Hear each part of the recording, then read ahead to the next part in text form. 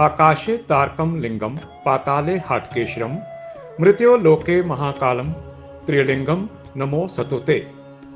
अवंतिका, अवंतपुरी, प्रातकल्पा, विशाला, स्वर्ण श्रृंगा, उज्जैनी उज्जैन विच तुहाडा स्वागत है। मैं हाँ अश्विनी कुमार मिश्र। प्राचीन काल तो उज्जैन की धरती सनातन सभ्याचार की अलौकिक विशालता नूं सारी दुनिया के सामने प्रदर्शित करती रही है। अयोध्या, मथुरा, माया, काशी, कांची, अवंतिका, पुरी, द्वारावती चैव सप्तता मोक्षदायिका। अवंतिकापुरी सनातन धर्म की सप्तपुरियों में से एक। गरुड़ पुराण के मुताबिक जो 7 नगर मोक्ष प्रदान करते हैं उनमें अवंतिका यानी आज के उज्जैन का उल्लेख मिलता है। पुराणों में भी स्पष्ट है, आज्ञा चक्रम स्मृतां काशी या बाला श्रुतिमूर्धनि, स्वाधिष्ठानम स्मृतां कांची मणिपूर्ण अवंतिका, नाभिदेशे महाकाल स्तन्मना तत्र वै हरः। अर्थात भारतवर्ष के आज्ञा चक्र में काशी यानी वाराणसी, स्वाधिष्ठान चक्र में कांची और मणिपुर चक्र में अवंतिका स्थित है। और नाभिदेश में स्वयं भूत भावन भक्तवांशा कल्पतरु श्री महाकालेश्वर भगवान शिव विद्यमान है। अवंतिका को भगवान विष्णु का चरण यानी विष्णुपादम भी कहा जाता है, जहां भगवान विष्णु 10 विग्रहों में साक्षात विद्यमान है। यही पुण्यधरा उज्जैन की नगरी जगदम्बा मां हरसिद्धि के लिए भी विश्वविख्यात है, जहां माता सती की कुहनी गिरी थी और आज शक्तिपीठ के रूप में वो प्रतिष्ठित हैं। इस पवित्र धरा पर शिव 84 शिवलिंग, 8 भैरव, 11 रुद्र, 12 आदित्य, 6 गणेश और 24 देवियों का वास है। सनातन सभ्याचार के उज्जवल प्रकाश थमां विच हमेशा उज्जैन शामिल रहा है। उज्जैन की धरती महाराजा विक्रमादित्य की धरती है। ये भागी हरि की धरती है। ये कालिदास की धरती है अते नाल ही ये धरती है वाराहमेहर दी। धरती के नाभि केंद्र होने का माण इनू प्राप्त है। ये वही धरती है जिसनों शून्य देशांतर होने का माण प्राचीन काल तो प्राप्त है अते सही अर्थां विच महाकाल की इस धरती तो आदि काल विच काल की गिणती हुंदी सी। स्कंद पुराण के मुताबिक ये स्थान नवग्रहों के अधिपति मंगल की उत्पत्ति का स्थान भी है, जो शिव से ही उत्पन्न है और धरती माँ के पुत्र कहे जाते हैं। और यहाँ मंगलनाथ स्वयं शिवलिंग के ही रूप में भक्तों का कल्याण करते हैं। ऐसा हमारे धर्म ग्रंथों में जो दर्शाया गया है, 12 जो ज्योतिर्लिंग हैं, जो 12 स्थान है भारत के, उनको ज्योतिर्लिंग का दर्जा प्राप्त है। उसी में से तृतीय ज्योतिर्लिंग के रूप में भगवान महाकाल यहाँ पर उपस्थित हैं। भगवान की उपस्थिति तो निश्चित रूप से चराचर जगत में समाहित है, जर्रे जर्रे में उनका नूर समाहित है, जर्रे जर्रे में उनकी आभा प्रतिभा समाहित है। लेकिन कुछ ऐसे बिंदु होते हैं जहाँ पर विशेष एक ऊर्जा, विशेष एक एनर्जी होती है। उन्हीं बिंदुओं में से एक ये भी स्थान है जो भूमि का केंद्र भी माना जाता है, धरती का नाभि केंद्र माना जाता है। और ऐसी मान्यता है कि प्रलय काल में भी इस भूमि का प्रलय नहीं होता है। शिप्रा का तट और उज्जैनी की धरा आदि कवि वाल्मीकि से लेकर कश्यप जैसे कई ऋषियों की तपोस्थली भी रही। उज्जैन ही वो स्थान है जहां पर समुद्र मंथन के बाद अमृत कलश की कुछ बूंदें गिरी और यही वजह है कि यहाँ पर हर 12 सालों में सिंहस्थ कुंभ का आयोजन किया जाता है। सनातन काल से उज्जैन का गहरा नाता चरम पर पहुंचा चक्रवर्ती सम्राट विक्रमादित्य के शासनकाल में। विक्रमादित्य के समय से ही वहां ज्योतिषीय गणना को विकास और समृद्धि मिली। अक्षांश रेखा कर्क भी यही महाकाल मंदिर के शिखर से होकर गुजरती है। प्रलयो न बाधते, प्रलयो न बाधते तत्र महाकालपुरी, अर्थात महाकाल की नगरी प्रलय के प्रहार से भी मुक्त है। हजारों वर्ष पूर्व जब भारत का भौगोलिक स्वरूप आज से अलग रहा होगा, तब से ये माना जाता रहा है कि उज्जैन भारत के केंद्र में है।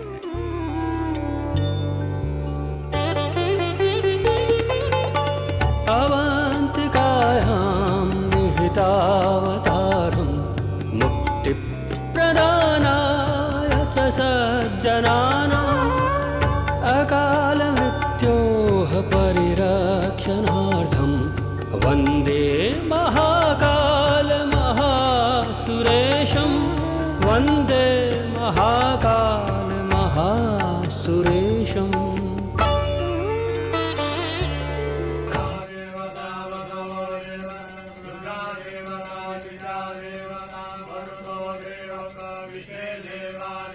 शंकर के सानिध्य में साधारण कुछ भी नहीं है, सब कुछ अलौकिक है, असाधारण है, अविस्मरणीय है, अविश्वसनीय है।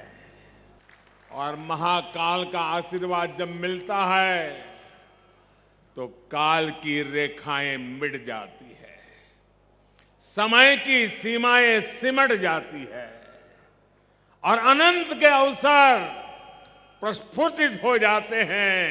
अंत से अनंत यात्रा आरंभ हो जाती है। नाभि स्थल की इसी ऊर्जा के विस्तार के लिए और पूरी दुनिया के लिए भगवान महाकालेश्वर के दर्शन पूजन को और सरल सुलभ बनाने के लिए प्रधानमंत्री मोदी ने महाकाल परिसर के विस्तार के योजना की परिकल्पना की और मार्च 2019 में इस विस्तार कार्य का शुभारंभ हुआ।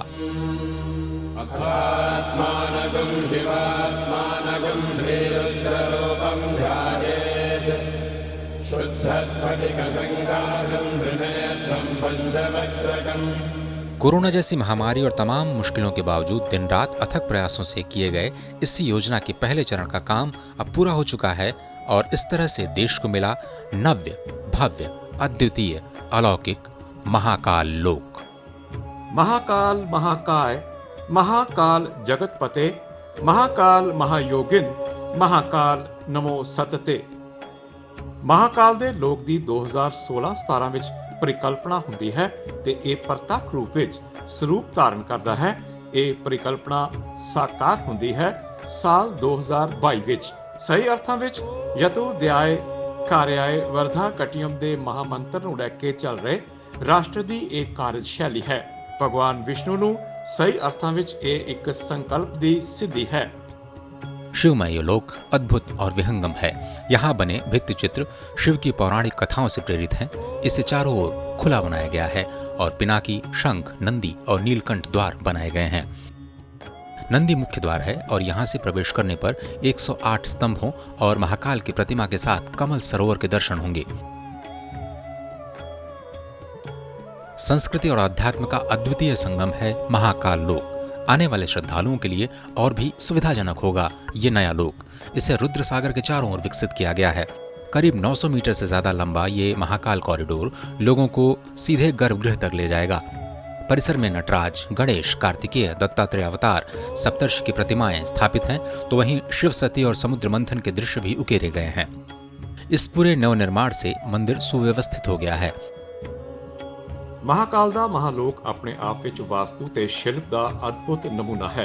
200 ਮੀਟਰ ਤੋਂ ਜ਼ਿਆਦਾ ਇਹ ਲੰਬਾ ਹੈ ਤੇ ਨਾਲ ਦੀ ਨਾਲ ਇਸ ਦੀ ਇੱਕ ਇੱਕ ਦੀਵਾਰ ਵਿੱਚ ਸ਼ਿਵ ਪੁਰਾਣ ਦੀਆਂ ਅਨੇਕ ਕਥਾਵਾਂ ਦਾ ਚਿਤਰਣ ਹੈ।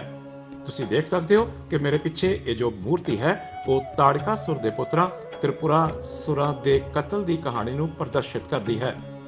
ਭਗਵਾਨ ਬ੍ਰਹਮਾ ਤੋਂ ਵਰਦਾਨ ਮਿਲਣ ਤੋਂ ਬਾਅਦ ਜਦ ਤ੍ਰਿਪੁਰਾਸੁਰ ਨੇ ਪੂਰੇ ਵਿਸ਼ਵ ਵਿੱਚ ਆਤੰਕ ਫੈਲਾਇਆ ਤੇ ਸਮੁੱਚੀ ਮਾਨਵਤਾ ਤਰਾਹ ਕਰਨ ਲੱਗੀ ਤਾਂ ਭਗਵਾਨ ਸ਼ਿਵ ਨੂੰ ਪ੍ਰਤੱਖ ਰੂਪ ਵਿੱਚ ਅਵਤਾਰ ਲੈਣਾ ਪਿਆ। ਉਹਨਾਂ ਨੂੰ ਵਰਦਾਨ ਸੀ ਕਿ ਵਿਸ਼ੇਸ਼ ਰਥ ਅਤੇ ਵਿਸ਼ੇਸ਼ ਸ਼ਸਤਰ ਨਾਲ ਹੀ ਉਹਨਾਂ ਦੀ ਮੌਤ ਹੋ ਸਕਦੀ ਹੈ। ਤਾਂ ਭਗਵਾਨ ਸ਼ਿਵ ਨੇ ਐਸੇ ਰਥ ਦੀ ਸਵਾਰੀ ਕੀਤੀ ਜਿਸ ਦੇ ਆਪ ਬ੍ਰਹਮਾ ਸਾਰਥੀ ਸਨ। ਐਸਾ ਧਨੁਸ਼ ਉਹਨਾਂ ਨੇ ਬਣਾਇਆ ਜੋ ਕਿ ਸਮੇਰ ਪਰਬਤ ਨਾਲ ਬੱਝਾ ਹੋਇਆ ਸੀ। ਤੀਰ ਦੇ ਰੂਪ ਵਿੱਚ ਆਪ ਯਮਦੇਵ ਸਨ ਤੇ ਨਾਲ ਦੀ ਨਾਲ ਰਥ ਦੇ ਜੋ ਪਹੀਏ ਸਨ ਉਹ ਸੂਰਜ ਅਤੇ ਚੰਦਰਮਾ ਵੱਲੋਂ ਸੰਚਾਲਿਤ ਸਨ ਤੇ ਇਸ ਅਦਭੁਤ ਰਥ ਤੇ ਸਵਾਰ ਹੋ ਕੇ ਉਹਨਾਂ ਨੇ ਤ੍ਰਿਪੁਰਾਸੁਰ ਦੀ ਮੌਤ ਦਾ ਜੋ ਸਥਾਨ ਚੁਣਿਆ ਉਹ ਸਥਾਨ ਉਜੈਨ ਹੀ ਸੀ।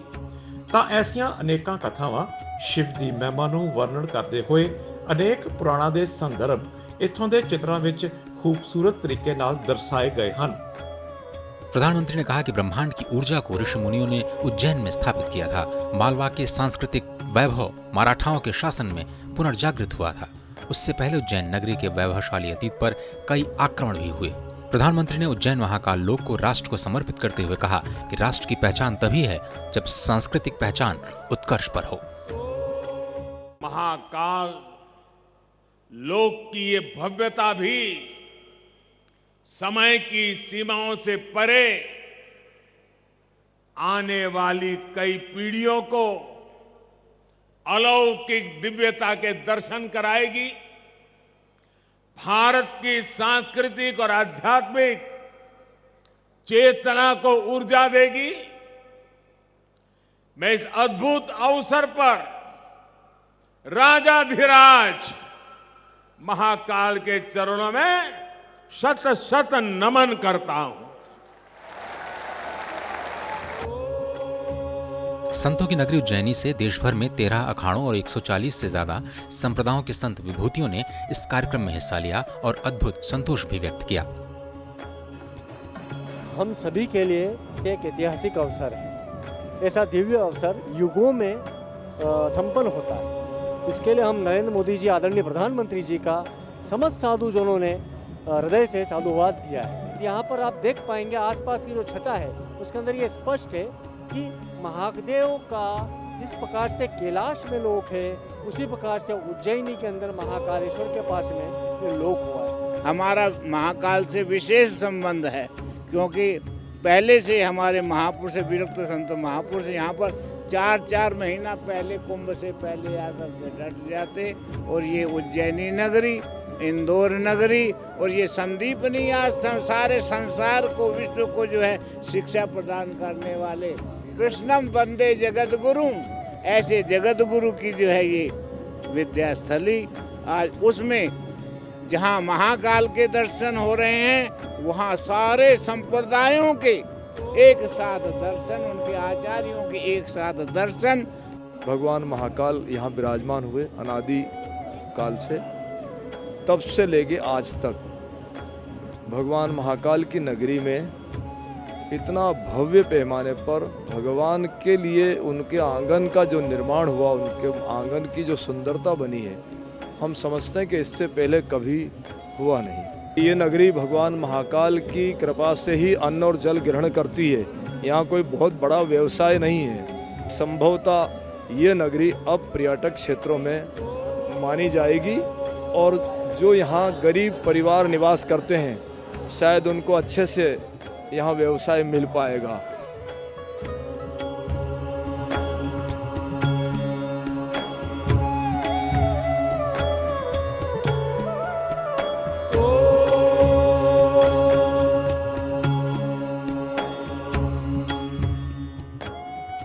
महाकाल लोक का जो पूरा निर्माण है ये निश्चित रूप से बहुत ही हमारी वैदिक और ऐतिहासिक पद्धति को, हमारी संस्कृति को दर्शाता है। तो निश्चित तौर पर आने वाली पीढ़ियों को यहाँ से भगवान शिव के विषय में और साधना के विषय में जानने को बहुत कुछ मिलेगा।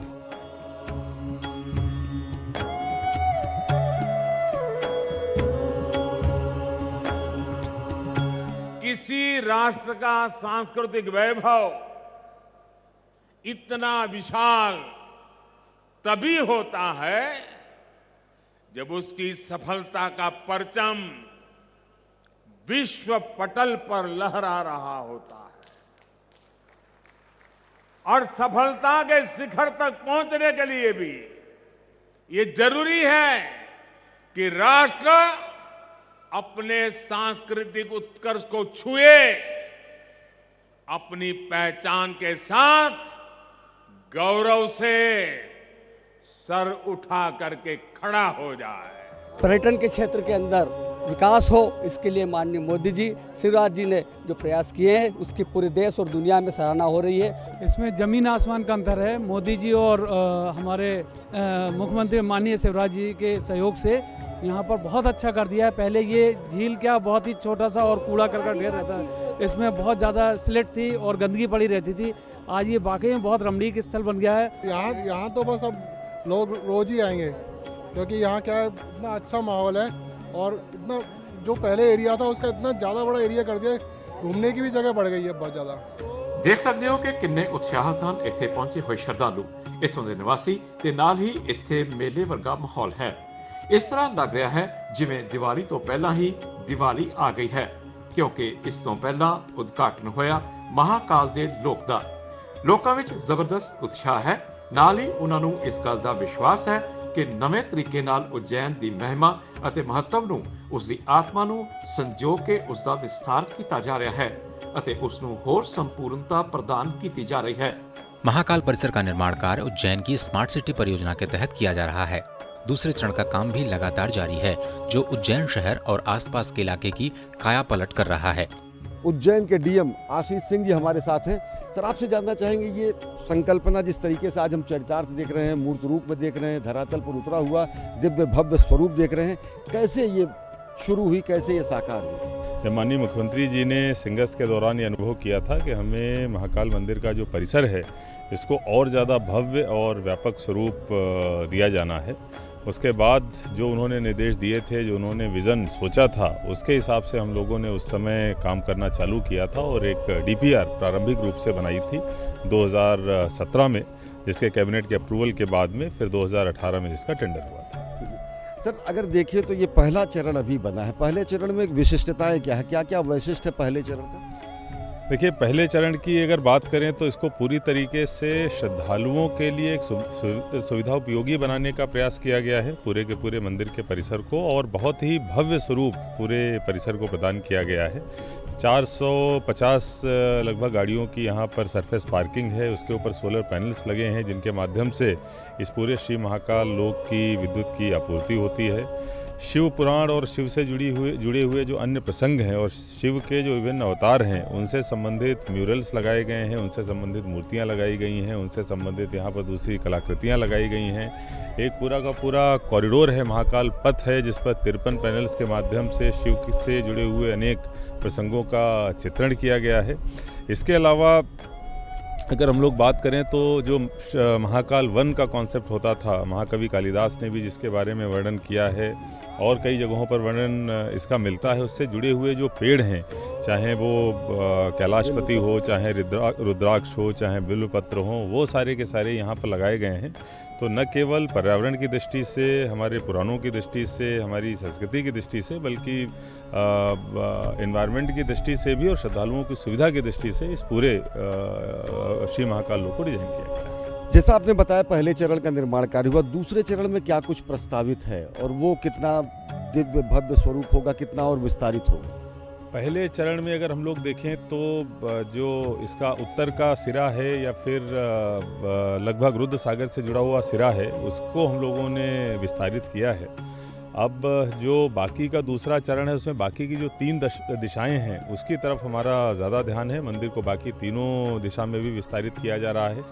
एक तरफ जो बिल्डिंग है, पुरानी बिल्डिंग है 1920 की, उसको हेरिटेज धर्मशाला के रूप में डेवलप करके उसके बीच के क्षेत्र को मंदिर परिसर में ही शामिल किया जा रहा है। सामने की तरफ हम लोग एक कॉरिडोर बढ़ा रहे हैं जिससे कि श्रद्धालुओं को आने में बहुत सुविधा होगी।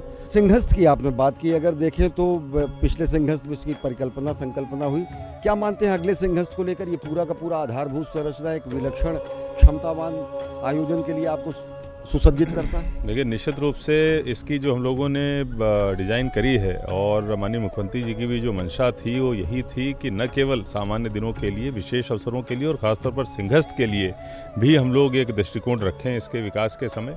इसलिए जितनी भी चीज़ों को हम लोगों ने डिज़ाइन किया उसमें सिंहस्थ निश्चित रूप से हमारे कहीं न कहीं ध्यान में, संज्ञान में रहा है। और न केवल आगे आने वाला सिंहस्थ बल्कि उससे आगे आने वाले भी जो 2-3 सिंहस्थ हैं उनमें जितने भी संख्या में श्रद्धालु आ जाएँ, हमारी व्यवस्थाएं, हमारी जो संरचनाएं विकसित हो रही हैं, आराम से सभी को हम लोग बहुत सुविधाजनक ढंग से न केवल दर्शन करा पाएंगे बल्कि एक अलग एक्सपीरियंस लेके सभी श्रद्धालु यहाँ से जाएंगे।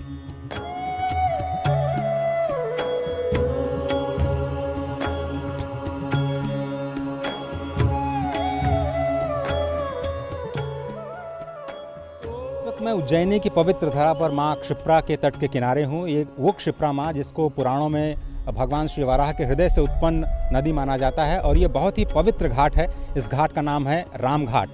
राम घाट कहा जाता है कि वही घाट है जहाँ पर भगवान श्री राम ने स्वयं यहाँ पर आकर के अपने जो पिता हैं उनके लिए श्राद्ध किया और इसलिए उन्हीं के नाम पर ये घाट, सबसे प्रसिद्ध घाट अगर हम कहें क्षिप्रा नदी के तट पर तो यही। और ये प्राचीन आप देख रहे हैं, ये आरती स्थल, प्राचीन श्री क्षिप्रा आरती स्थल, जहाँ पर लगातार जो श्रद्धालु हैं उनके आने जाने का जो सिलसिला है वो बना रहता है। ये जो आप कॉरिडोर देख रहे हैं, जो दूसरे चरण का काम होना है उसमें यहाँ से लेकर के सीधे महाकालेश्वर के द्वार तक जो पैदल पार पथ है वो बनाया जाना है, जिसको लेकर के तैयारियां लगातार चल रही हैं और उम्मीद ये की जा रही है कि जब ये काम पूरा हो जाएगा तो यहाँ की जो तस्वीर है वो पूरी तरह से बदली हुई नजर आएगी।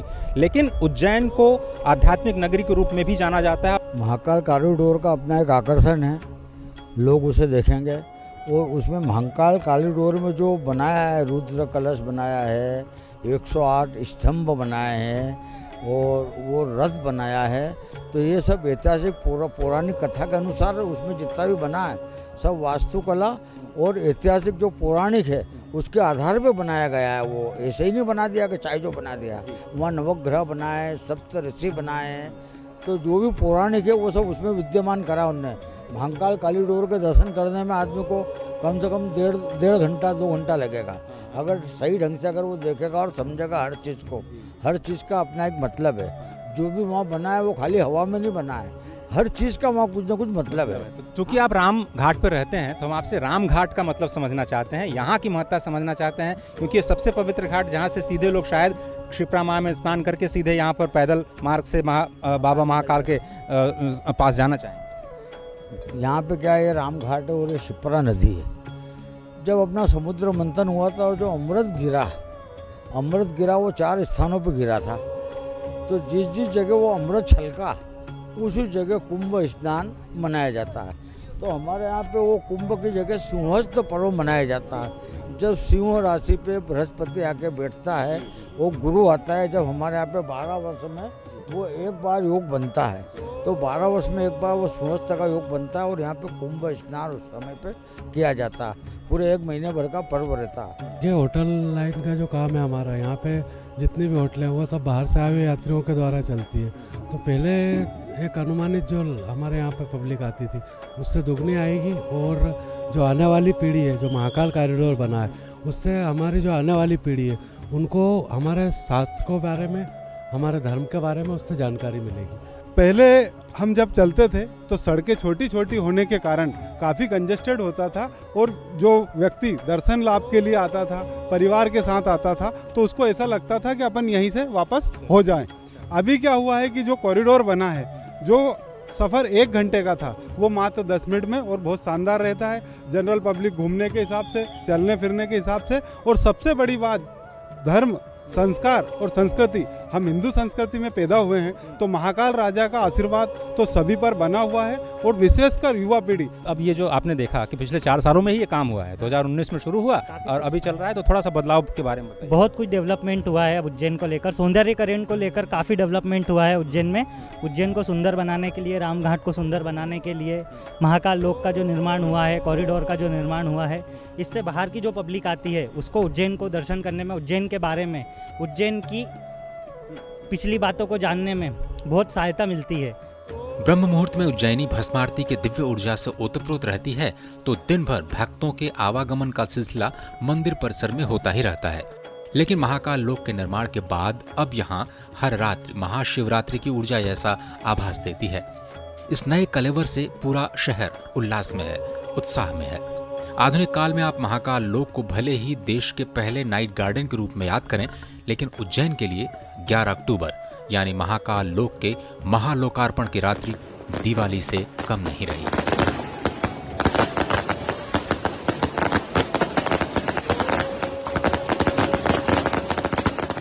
वेद के मंत्र में, मंत्र की पंक्ति में, पंक्ति के शब्द में, शब्द के अक्षर स्वर में दिव्य ज्ञान आलोक प्रदीपित, सत्यम शिवम सुंदरम शोभित। असल विच महाकाल दे इस लोक विच आके लगता है कि सत्यम शिवम सुंदरम दी परिकल्पना प्रत्यक्ष रूप विच साकार हो रही है। इस विशेष प्रोग्राम विच फिलहाल इन्ना ही। मैनू अश्विनी मिश्र ते मेरे सहयोगी अजय मिश्र ते कैमरा पर्सन सप्रीति रंजन महापात्रा नू दिओ इजाजत। देश अते दुनिया दीयां ताज़ा तरीन खबरां लई देखते रहो DD न्यूज़। नमस्कार।